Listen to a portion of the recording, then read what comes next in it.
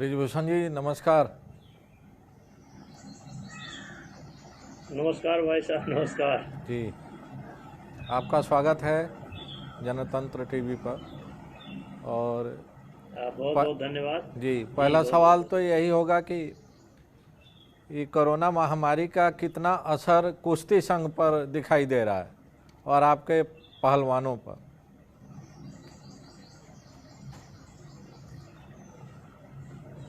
इसका असर तो पड़ा है, क्योंकि हम लोगों ने कैंप बंद कर दिए थे। अब हमारे रेसलर और हमारा गेम जो है एक दूसरे से मिल करके बॉडी टू बॉडी ये गेम होता है, तो प्रैक्टिस पर असर है। लेकिन फिर भी बातचीत हमारी कुछ जितने खास खास रेसलर हैं सबसे हो रही है, और वो अभ्यास तो नहीं कर पा रहे हैं, लेकिन फिटनेस में सब हैं। बल्कि खान पान और रहने का तरीका सबका सुधरा है, तो फिटनेस तो है, लेकिन असर तो है कि उनकी प्रैक्टिस नहीं हो पा रही है। कुछ खेल संघों ने देश के खेल मंत्री से डिमांड किया है कि उनको प्रैक्टिस करने की, उनको अपना गेम फिर दोबारा चालू करने की इजाज़त दिया जाए, क्योंकि आने वाले समय में जो कॉम्पिटिशन्स होंगे इंटरनेशनल्स, उसमें अगर तैयारी नहीं रही ठीक तो भारत का परफॉर्मेंस अच्छा नहीं रहेगा। तो क्या आप भी, चूँकि आप भारतीय कुश्ती संघ के अध्यक्ष हैं, तो इस नाते हम आपसे जानना चाह रहे हैं कि क्या आपकी भी कोई बातचीत चल रही है भारत सरकार से? देखिए, कुछ गेमों को परमिशन दिया गया है, जैसे टेनिस है, बैडमिंटन है, जिसमें एक दूसरे से बॉडी का टच नहीं है। और हम लोग भी स्थिति पर ध्यान रखे हुए हैं, और क्योंकि तो देखिए, हम लोग समय का इंतज़ार कर रहे हैं, क्यों।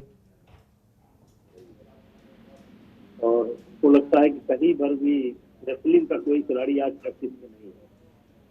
तो स्थिति पर हम लोग नज़र रखे हुए हैं, खिलाड़ियों के टच में हैं, और सरकार से बातचीत है। मुझे उम्मीद है कि कुछ दिन के अंदर कि प्रधानमंत्री जी ने कल मुख्यमंत्रियों से अलग अलग बात की थी वीडियो कॉन्फ्रेंसिंग के जरिए, और उसमें दो तरह की राय देखने को मिल रही थी। कुछ लोगों ने कहा कि लॉकडाउन और बढ़ाया जाना चाहिए और इसको और सख्ती से लागू किया जाना चाहिए। कुछ लोगों की राय थी कि कारोबार ठप है, अर्थव्यवस्था ठप है, तो अर्थव्यवस्था को फिर पटरी पर लाने के लिए कुछ एरिया में रियायत दी जानी चाहिए। तो उत्तर प्रदेश की क्या स्थिति है? क्या आपको लगता है कि उत्तर प्रदेश में आर्थिक गतिविधियों को फिर से चालू करना चाहिए, और जिन एरियाज में इस महामारी का असर नहीं है उन एरियाज में लॉकडाउन खत्म कर देना चाहिए? देखिए, जहाँ तक एक तरफ उद्योग धंधे पर पड़े हुए हैं, दूसरी तरफ एक समस्या गांव में भी बड़ी बेरोजगारी की पैदा हो रही है। और जब तक ये छोटे मोटे काम शुरू नहीं होंगे, तब तक इस समस्या से निपटा नहीं जा सकता। जो लोग संगठन या व्यक्ति मदद के लिए आए थे, वो भी आज लगभग 2 महीना के करीब करीब है, वो भी लोग थक चुके हैं। और आज तक मैं आप लोगों का ही डिबेट सुनता हूँ, और उससे यही निष्कर्ष निकलता है कि जो भी वायरल आया आज तक वो गया नहीं, तो हमको इसी के साथ जीना पड़ेगा। तो हमारी अगर स्वयं की राय पूछा जाए, तो स्वयं की राय ये है कि जिन क्षेत्रों में ये ऐसी समस्याएं हैं उन पर निगाह बना करके रखी जाए, टेस्टिंग की फैसिलिटी बढ़ाई जाए, और कुछ गतिविधियों को शुरू किया जाए। नहीं तो पब्लिक अपने आप जो है ये लॉकडाउन के सिस्टम को फेल कर देगी।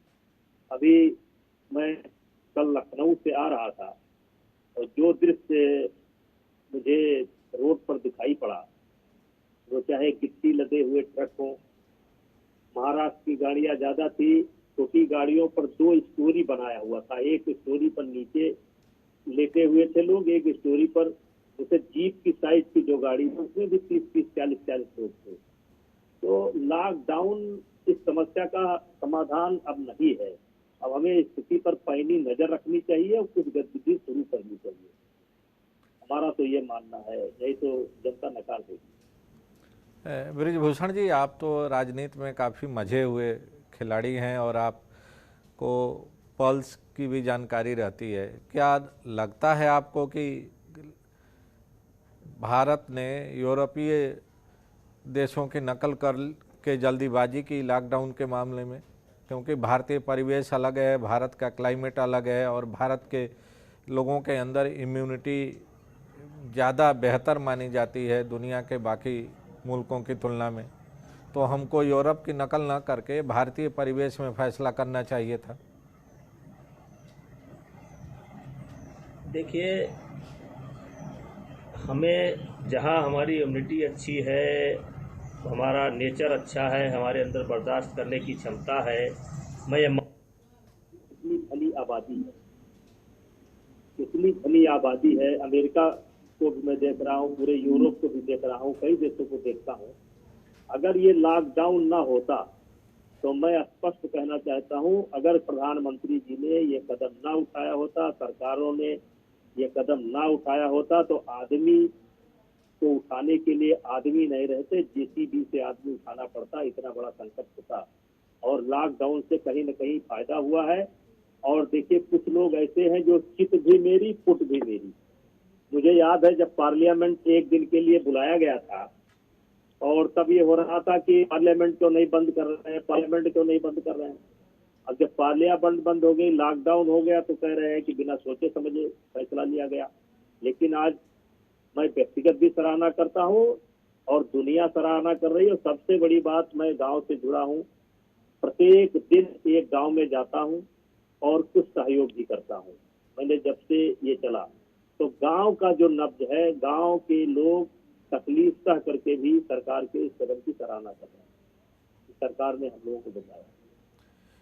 एक और नया डिबेट शुरू हो गया है, जो माइग्रेंट वर्कर हैं या जो दिहाड़ी के मजदूर हैं उनको लेके, और श्रम कानूनों में जो बदलाव किया गया है, जो श्रम कानूनों को निलंबित किया गया है 1 साल से लेके 3 साल तक के लिए, उसको लेके एक नया विवाद शुरू हो गया है।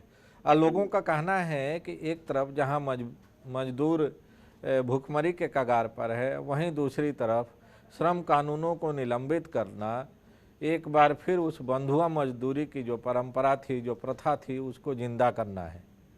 आप किस रूप में देख रहे हैं इसको?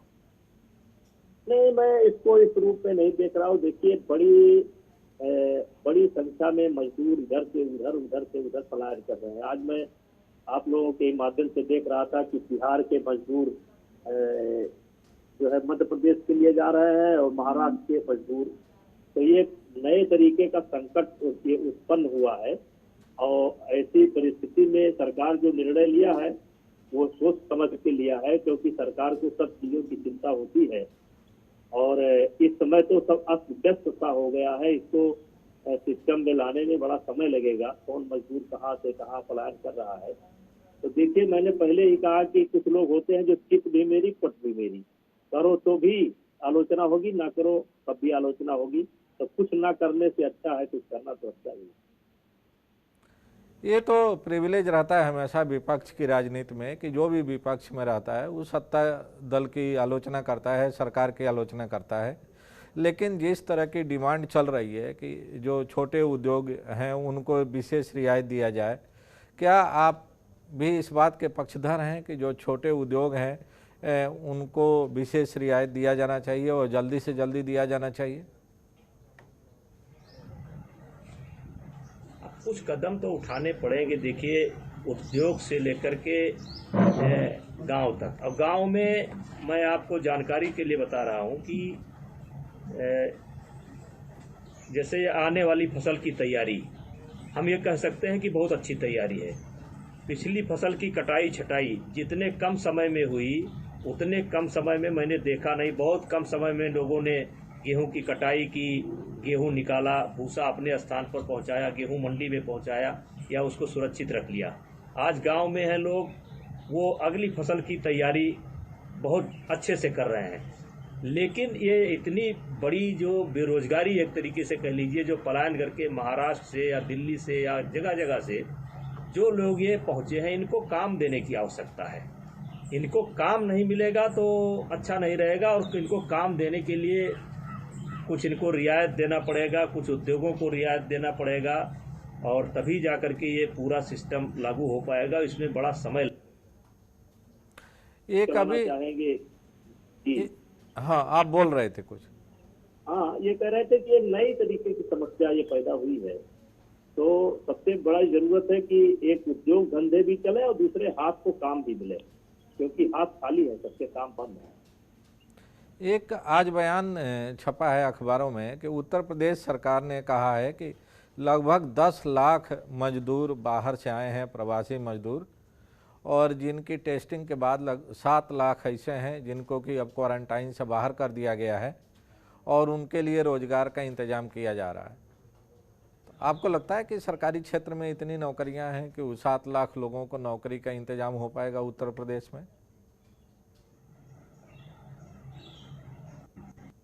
तो कठिन चुनौती है। मैं देख रहा हूँ जैसे कुछ मनरेगा के माध्यम से जोड़ने की बात है, और चुनौती है। कल मैं लखनऊ से आ रहा था, देखा मैंने जैसे अयोध्या में मेला लगता हो उसी प्रकार से संख्या है, और अभी ये सरकार विचार कर रही है, सरकार सोच रही है तो अच्छा ही कर रही है, लेकिन चुनौती तो कठिन है।